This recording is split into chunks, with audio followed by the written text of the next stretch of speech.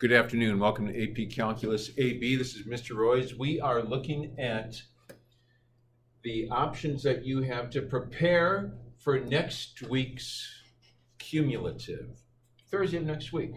So if you're not here today, I hope you're enjoying your 5-day weekend. We spent the first few moments in class here today looking at the first cumulative, that's next week's Thursday. CFR stands for Cumulative Fact Review and Solutions. So people who got here have been working on problems 1 through 19. I hope you try all of them. But the answers are online here, they're handwritten, they're right there. Now, by the way, notice that some of the problems are underlined, like number 52, that's underlined, 52 wraps around the next side. Any underlined problems will not show up on next week's cumulative. You notice that these are underlined, so don't worry about those. Also, most of these, but two that are not underlined are the derivative with respect to x of e to the u and the derivative with respect to x of natural log of u. We used to find this function of x. So make sure you try those. It's not for credit, but just for review. Question, Jack. All right. So, hope you enjoyed that. Oh, by the way, some of you probably noticed this. On the assignment due today, please take it out if you haven't already. There was a typo on the assignment sheets. Let's back that up. If you go to Unit 3, you probably discovered the 27 versus 29 snafu. So I fixed it now on the official copy. I hope that didn't cause you too much confusion, but you might have noticed that on page 187, at first it said 27, but it should have said 29. So there was a 29 up here, page 171, and then also, that's interesting, because we had, that's actually the way it should look. So there's a 29 here and a 29 there. So speaking of the homework that's due today, please take it out. And before we go on to new stuff, let's take a look at any questions you may have had on the homework due today that were not resolved by absorbing and learning from the online solutions.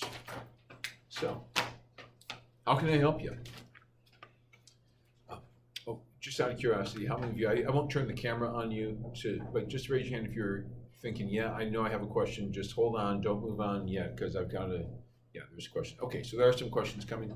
I'll give you a chance to formulate those. Raise your hand when you're ready to ask a question on the homework due today. Sam, go ahead. So for question 29, how do you know? Now, the first 29 or the second 29? The 29 on page 171 or the 29 on page 187? So this one right here? Yeah, go ahead.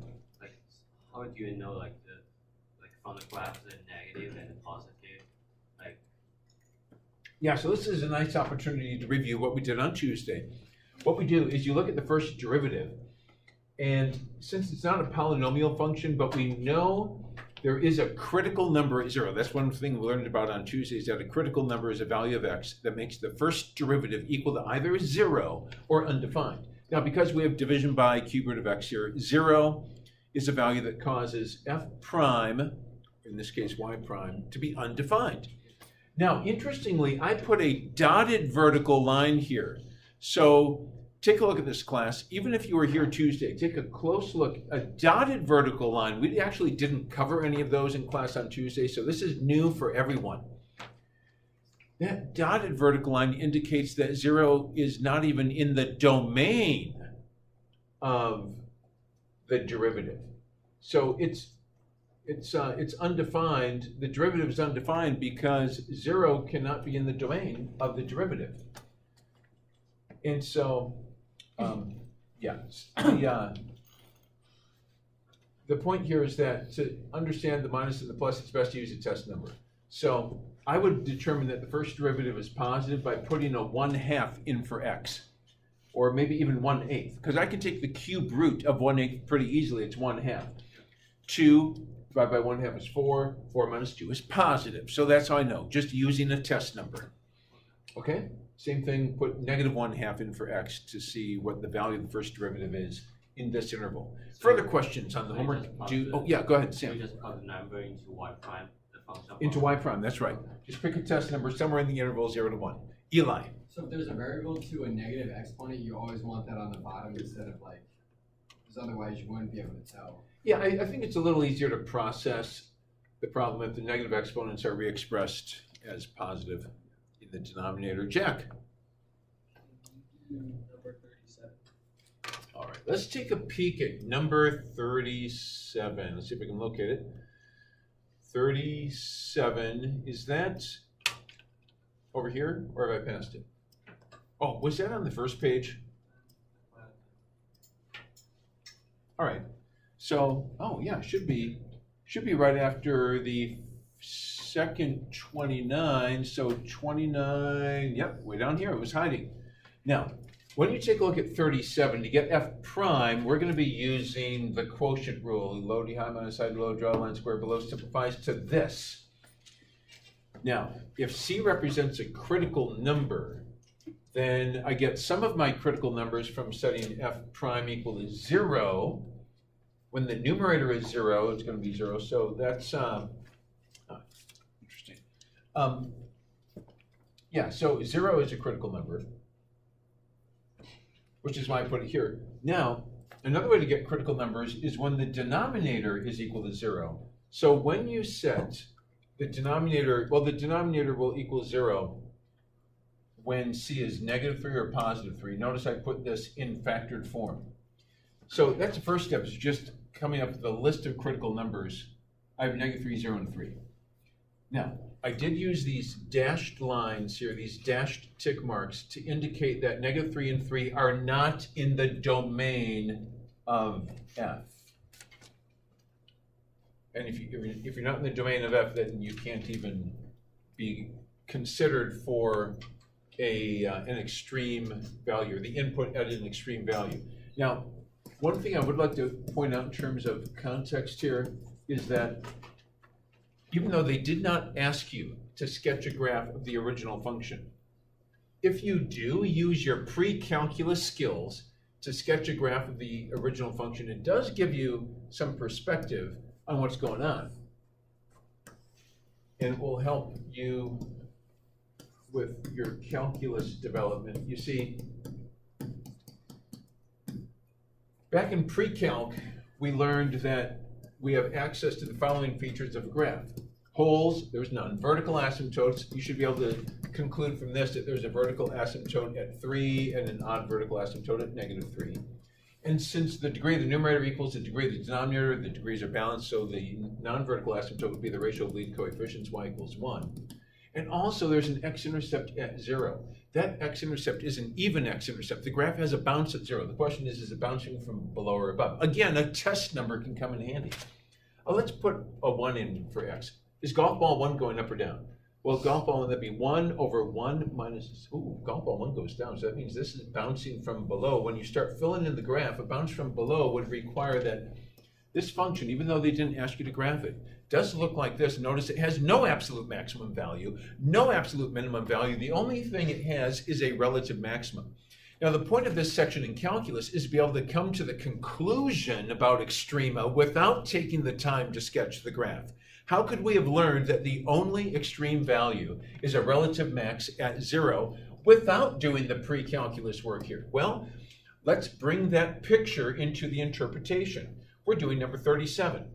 Here we have a graph that's increasing again, changes to decreasing, and then decreasing again. Is that really consistent with the picture I just drew? Yep, increasing, decreasing, followed by decreasing. So it is accurate, but it can be challenging to see the vertical asymptotes. But remember, they're not asking you for the vertical asymptotes. The directions were, where's the extreme values, I believe. Find critical numbers, we did. Find the open intervals where it's increasing or decreasing, apply the first derivative test to it. Okay, so we did that. We found the critical numbers. We found the intervals of increasing, decreasing.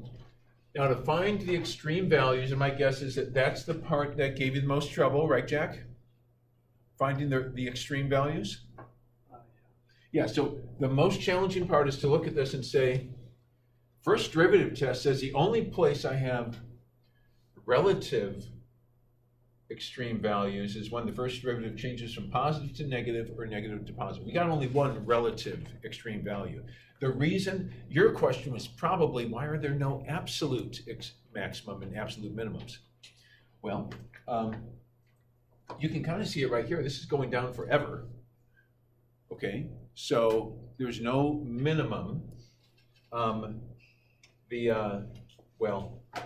I mean, it's going down forever. It turns out it's actually it's going down forever because it's hitting an absolute, or it's hitting a horizontal asymptote, is what we learned. But then this one's one that's actually going down forever. This one's going down forever the other way. So the only candidates would be endpoints or places where we have relative max, relative min. There are no endpoints on this. So it's not like those examples that we did in class where we check the endpoints to see how high those golf balls are. So there just aren't any. We have a relative max, but that's all we can identify. Now, sometimes when worse comes to worse, you take 15 seconds and you apply what you learned in pre-calculus just to make sure you're seeing it right. What other questions would you like to ask about the homework due today? Yes, sure. So in number 29, in the answer key, it said the function has a relative maximum at x equals -1, but isn't it an absolute maximum? Right, okay, so, The 20, wait. oh, the other 29? Yeah. We got a couple of 29s. So this 29. So we have, and Will, do you mind just closing the door on your way out? Good, just a little noise out there. Okay, so are you talking about, what's it? Like the, at the end, it says. The orange it has, part?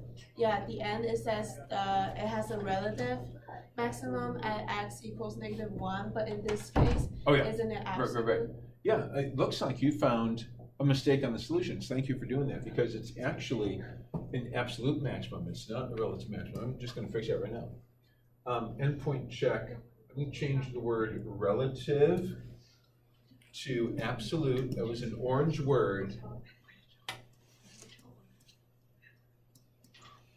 Absolute maximum at x equals -1. We're gonna slide that right in there. Shiara, thank you. Made a contribution to math education. Yes, Jack.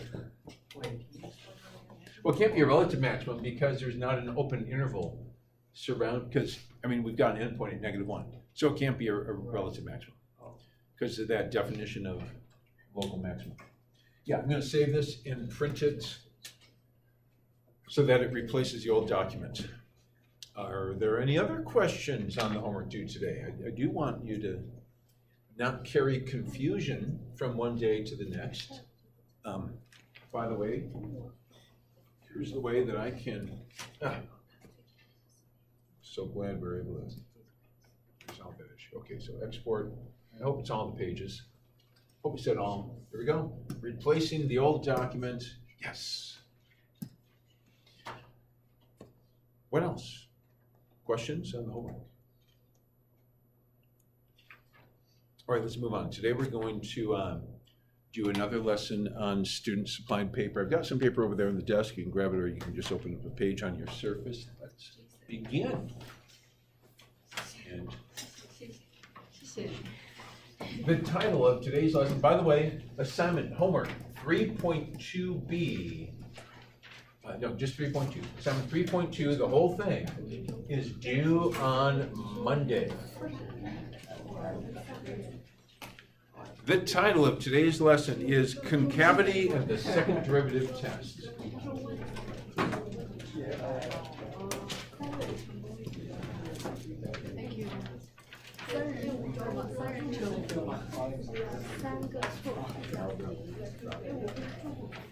Alrighty, well, let's start out with a real-world example. So, thank you in advance for directing your sustained attention in this general direction. Thank you. All right. Let's talk about concavity. What's concave up, concave down? Now, I would like you to imagine a real-world situation in which we have an x-axis and an object starting out at number 5. This object is motorized, it's a vehicle, and it's a yellow vehicle. Yeah, let's check, oh, sure enough. Okay, so it starts at 5 and moves to the right. Someone puts their foot on the gas pedal, it's going faster, faster, faster. then they take their foot off the gas pedal, so it goes speeding up, and then they take their foot off the gas pedal, it glides to a stop. It coasts to a stop. And then they turn the vehicle around, they put their foot on the gas pedal, it speeds up faster, faster, faster, take their foot off the pedal, slows down to a stop. If I were to sketch a graph of, we're going to tell this story graphically. We're going to sketch a graph of the x-coordinate. Hope I'm not freaking you out too much by putting an x on the vertical axis. Okay, well, you've had parametric equations last year, Mr. Felinsky's class, so that shouldn't be too surprising. But we're starting out at 5. And let's see, it looks like yellow does show up on the camera, so I'm going to use yellow again for the graph.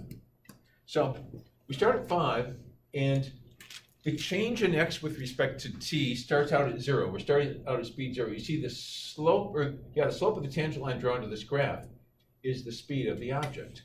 It's also the velocity of the object. Notice how when we're speeding up, the slope of the tangent line is basically giving us a readout of the speedometer when we're going forwards. Notice how the slope of the tangent line is doing what? Increasing or decreasing? Increasing. It's increasing. Now, it's increasing when we're speeding up to the right. And then when you take the foot off the pedal, something happens to the graph. And the graph changes concavity until it stops. Now, one interesting thing, and we've talked about taking our foot off the pedal in this class before, but one thing I'd like you to observe is that when your foot is on the pedal, when the slopes of the tangent lines are increasing, the tangent lines are hanging out beneath the graph. Notice how that's different. After you take your foot off the pedal, all of the tangent lines are hanging out above the graph. It turns out that a graph is called concave up, CCU for short, concave up. Whenever the slopes of the tangent lines, or whenever the tangent lines are below the graph, and basically what it means is that the rate of change in the slope, or the second derivative, is positive because they're getting steeper and steeper.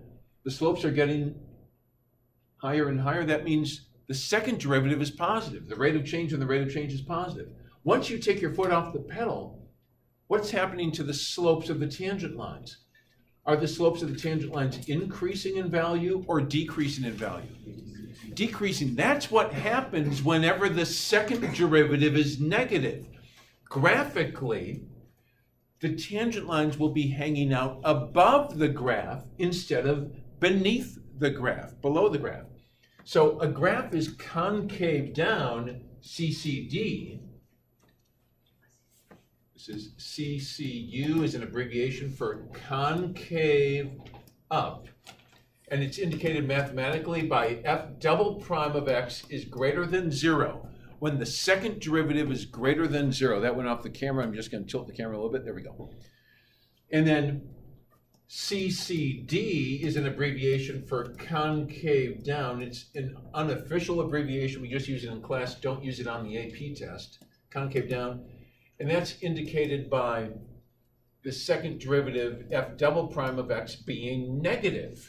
Negative second derivative means concave down. Positive second derivative means concave up. But a graphical indicator of concave up is tangent lines attached to the underside of the graph.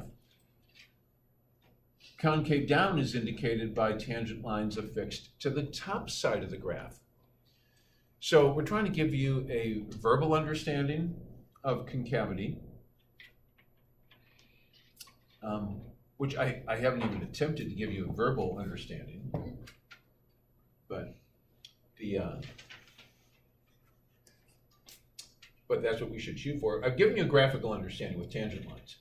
Algebraically, I've given you the second derivative is positive, and numerically, there's a connection there. With technology, we haven't looked at that, but in the real world, we looked at the concept of putting your foot on the pedal makes it concave up, off the pedal concave down. By the way, the rest of the story, if we were to look at the rest of the story, the yellow graph, it's like, okay, now we start going the other way, and we're speeding up. And then when you take your foot off the pedal the other way, now it's slowing down coming to 0. It actually did go negative when I did it, so let's make this a little more accurate. I should pull this down because we went into negative territory. Well, maybe it did just go to 0. I didn't even mark where 0 was.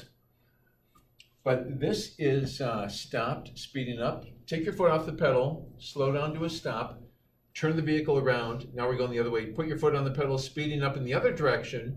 Take your foot off the pedal, slow down to a stop. So that's the story told graphically. It's a real world story that illustrates how the second derivative, being either positive or negative, is related to the graph being either concave up, concave down.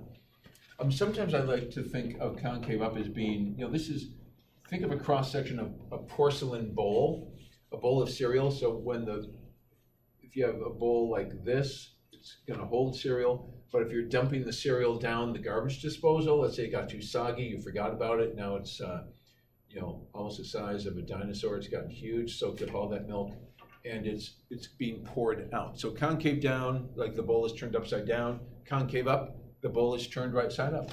Okay, so that's problem number 1, just introducing the concepts of concave up, concave down, called concavity. We're also going to learn the second derivative test today. Let's take a look at example number 2. In number 2, we have in dark blue, not too thick, the following directions. Find open intervals on which f is concave up, concave down. The directions are find open intervals on which f is, for the sake of abbreviation, concave up / concave down, just to save time. I'm using those for note taking. And here's the equation for f of x. F of x equals -5/3 x cubed minus 10x squared plus 7.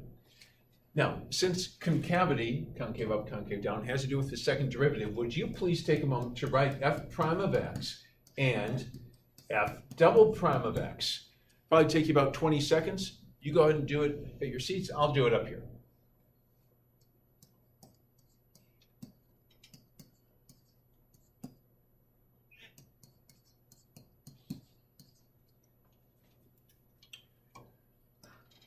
Okay, now for the purpose of working with number lines like we did on Tuesday, it's best for the first and second derivative to be in factored form. Notice that the greatest common factor in the first derivative is -5x, leaving you with an x minus 4 in parentheses. The factored form of the second derivative is -10 times the quantity x plus 2. Now, in order to find these open intervals on which f is concave up, concave down, I would like you to contrast something we learned Tuesday with something we're learning today. On Tuesday, we learned how to draw 3-layer number lines. Yeah, Adam, go ahead. Oh, it is. Thanks for catching that. Yeah, the factored form is x plus 4. So, good call. Now, on Tuesday, we learned how to get a 3-layer number line with the layers of x. I'm going to use red today for the second derivative. So second derivative notes will be in red. I'm using blue for first derivative. So we got f prime of x and f of x, which I'm putting in purple. F of x will be purple today. Notice that the critical numbers for f prime are in green. I've got critical numbers at 0 and -4. Would you please, for the 3 intervals that are formed by the boundary values of -4 and 0, would you mark, starting from the right, going right to left, label each interval with either a plus or a minus with an eye towards the first derivative? Is the first derivative positive or negative for the 3 intervals that are formed by the 2 critical numbers? Hopefully you're done. That shouldn't take too long because all you have to look at is the leading coefficient. Since the leading coefficient is negative, that means the end behavior on the far right is such that the limit as x approaches positive infinity is negative infinity. It's going all the way down. And because there's no even intercepts, there's no even critical numbers, we just alternate from right to left, minus, plus, minus.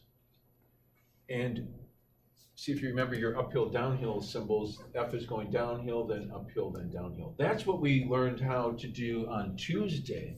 We're going to learn another type of triple layer number line today. Please line it up vertically with the one you have. This time, the lower level will be the zeros of the second derivative. We're going to be looking at x is not a critical number this time. X is just a zero of the second derivative. And the only zero of the second derivative I see is at -2, which please line it up vertically so that -2 is halfway between -4 and 0. So there's -2, and let's label these. I'm going to go with red. The second derivative is red, f double prime of x, and ask ourselves, what does the second derivative tell us about the original function f of x? Notice how the second derivative is a linear function with negative slope, which means, once again, leading coefficient negative, the values are going to be negative on the far right, and then at some point they switch over to positive. In fact, at -2 they switch to positive. The symbol for a positive second derivative is a little piece of a graph that's concave up. So it's like a U that's opened up. That's what second derivative positive indicates. It means f of x is concave up. And when the second derivative takes on a negative value, that's a place on the graph of f of x that is CCD, concave down. Jack? So are we always going to have to draw the top line graph and the bottom, or are we going to? Well, if you're trying to get the actual graph of f, then be aware that there are 4 parts to it. There's a part from -infinity to -4, from -4 to -2, -2 to 0, and 0 to infinity. So if the directions were, and the directions are not this here, what if they ask you to just sketch the graph of f and give the general shapes? There's 4 types of shapes. You can have increasing concave up. That would look like this. You could have a part of f that's increasing concave down. It's going up, but the gas is off the pedal, or the pedal's off. The foot is off the pedal, so that would be increasing concave down. So you get, this is decreasing concave up. If you had decreasing concave up, you can draw a portion of the f graph. This is decreasing concave up. You can also have decreasing concave down, decreasing CCD.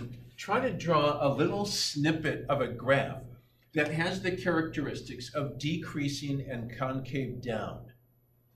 It's going downhill in a concave down fashion. When you're done, look up here, see if we agree.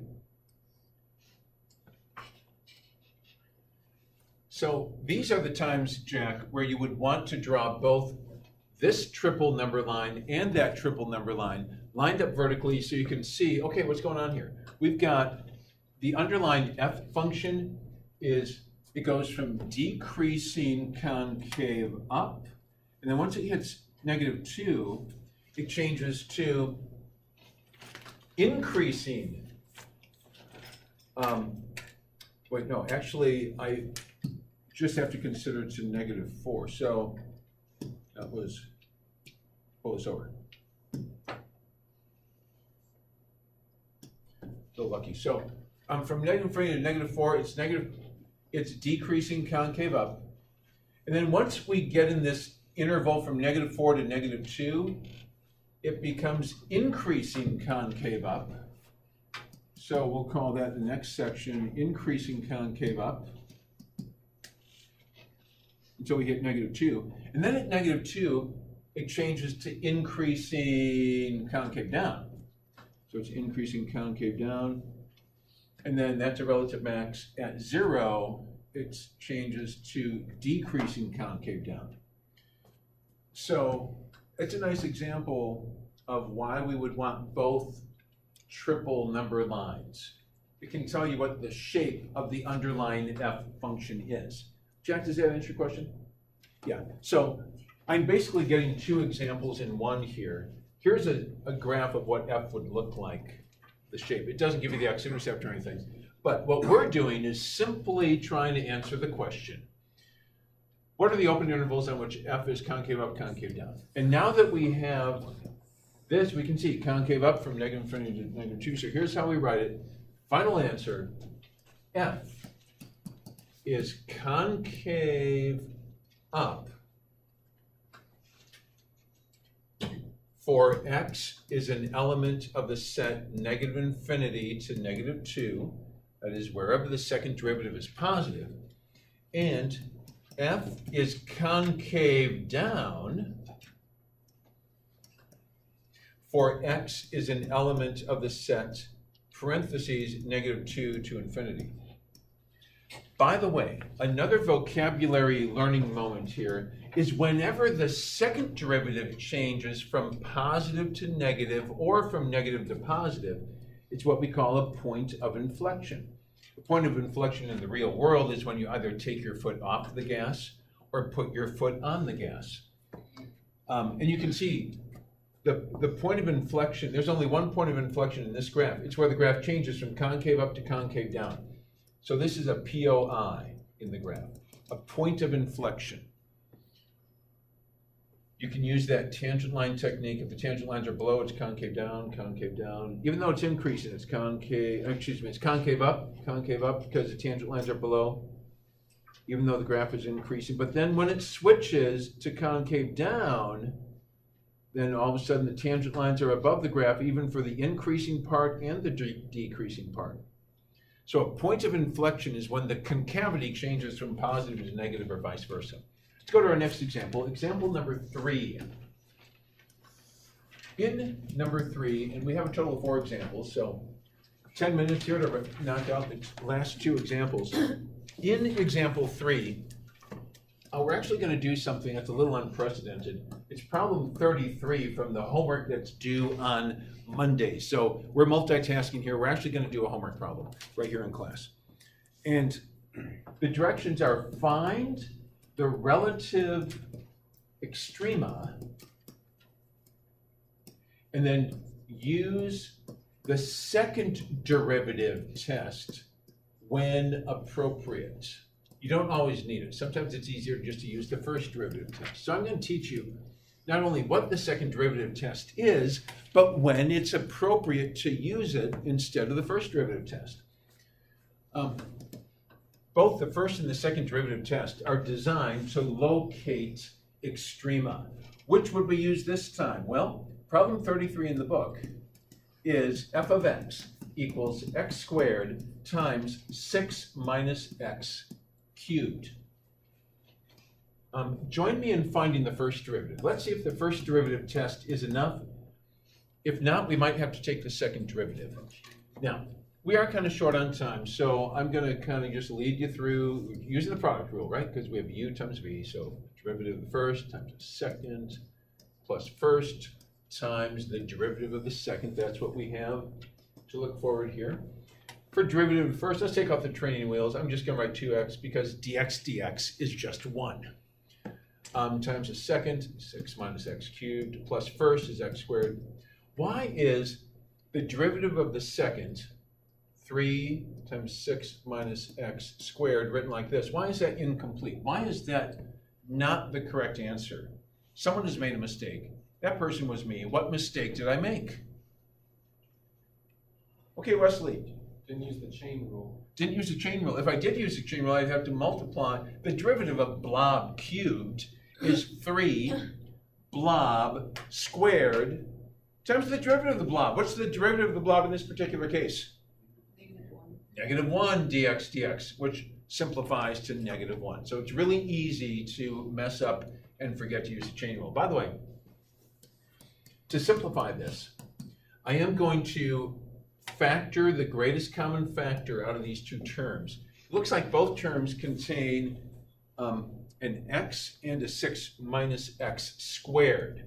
So when you factor x times 6 minus x squared, Out of this, what remains in parentheses? Try to do the algebra. Write down what's left over.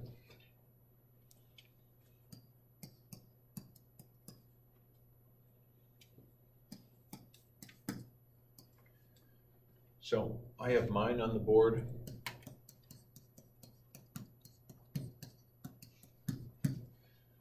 I hope you got 2 times 6 minus x minus 3x. The pre-algebra here enables you to distribute and combine like terms. So this stuff that's left in parentheses collapses down to, simplifies to 12 minus 5x.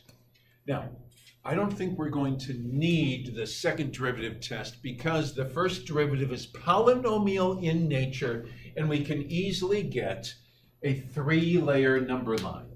It comes up pretty quickly.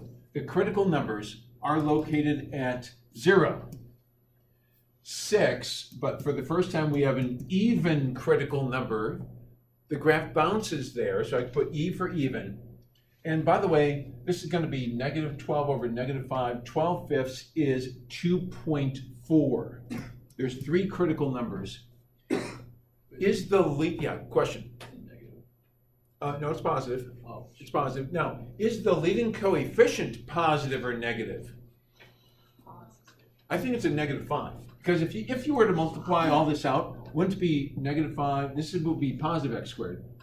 It would be negative 5x to the 4th. The first term would be negative 5x to the 4th. So since the leading coefficient is negative, we start filling in the intervals for f prime of x from right, always go from right to left. Now, do we agree the leading coefficient of the first derivative is a negative 5? Because I'm anticipating what would happen if I were to take the time to expand this out. This would be x, negative x squared is x squared. So this would be x squared something. And this is negative 5x. So when the leading term would be a term of degree 4, and its coefficient, you can see it right here. It's negative 5 times negative 1 squared times 1. Take the leading coefficients of the individual factors, multiply them together, you'll get negative 5. So it's negative here, even bounces back to negative, then positive, then positive. So what we see here is increasing, increasing, decreasing, decreasing. And it looks like the only thing that's going on here is that there's, you could look at it, it's a picture we've got, it's increasing, and then it's increasing again, and then it starts decreasing, and then hits 0, and then decreasing some more. It's hard to tell for sure what's going on here, but we know that 2.4, we have, oh, sorry, made a mistake. I forgot to alternate that. So that, you were probably wondering, why didn't he make that negative? I should have made that negative. And this we can just flip around. Look. Okay, so it was going downhill the whole time. So, yeah, that makes things more accurate. And hopefully now we can see that using the first derivative test, there is a relative min at x equals 0 because, let's review, that's not new material. And there's a relative max at 2.4. Now, even though we don't have to use the second derivative test, I want to show you what would happen if we used the second derivative test anyway. It's more work. But the second derivative test, and remember, this is a situation where we're decreasing, increasing, decreasing, and then decreasing. So at 0, we have a relative min. And at 2.4, we have a relative max. If we were going to use the second derivative test, here's how it would come out on paper. We would say that there's a relative min at x equals 0. Why? Because 2 things are true. 1, the first derivative at 0 is 0. The first derivative is 0. And 2, if we would have taken the time to find the second derivative, which would have been painful, the second derivative at 0 is, notice at a relative minimum, is a graph at a minimum. Is the graph always concave up? Or is it concave down at every relative minimum?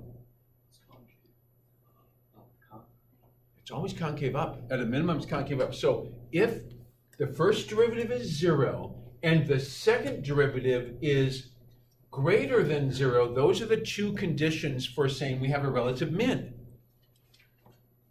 And according to the second derivative test, you can say there's a relative max at x equals 2.4 because two things are true. The first derivative at 2.4 is 0, and f double prime of 2.4 is, you see it coming, what's the concavity? Or is it concave up or concave down at a relative maximum? Class? Concave down, which means the second derivative is related how to 0? Greater than 0 or less than 0? Yeah, if it's concave down, the second derivative is less than 0. So notice on the second derivative test, you don't have to look at whether things are changing from one side to the other. So if you have no way of getting this number line, then you can do it like this. Now, in our fourth and final example, some of you thought we were done, but we're not done. In our fourth example, I'm going to show you a situation where you would actually want to use the second derivative test. So, fourth and final example, let's take f of x equals 3 cosine x plus 1. The first derivative, f prime of x, is negative 3 sine of x plus 0. And the second derivative, f double prime of x, is negative 3 cosine x. Now suppose we are restricting this from negative pi over 2 to pi over 2. Now from pre-calculus, we know that the cosine graph at negative pi over 2 to 0 should be up, it would look like this. So we know that cosine has a maximum at 0. So what we would do is say, where's the first derivative equal to 0? So negative 3 sine x equals 0. We could solve the trig equation. You would end up with x equals 0. And then you'd say, well, okay, so we have a critical number at 0. I wonder what the second derivative is at 0. So using our formula, f double prime of 0 is negative 3 cosine 0, which is negative 3 times 1, or negative 3, which is less than 0. The fact that f prime of 0 is 0, and f double prime of 0 is less than 0, by the second derivative test, we would say there is a relative maximum at x equals 0. So f has a relative max at x equals 0 according to the second derivative test. So, homework is due on Monday. Have a good weekend. We'll see you then.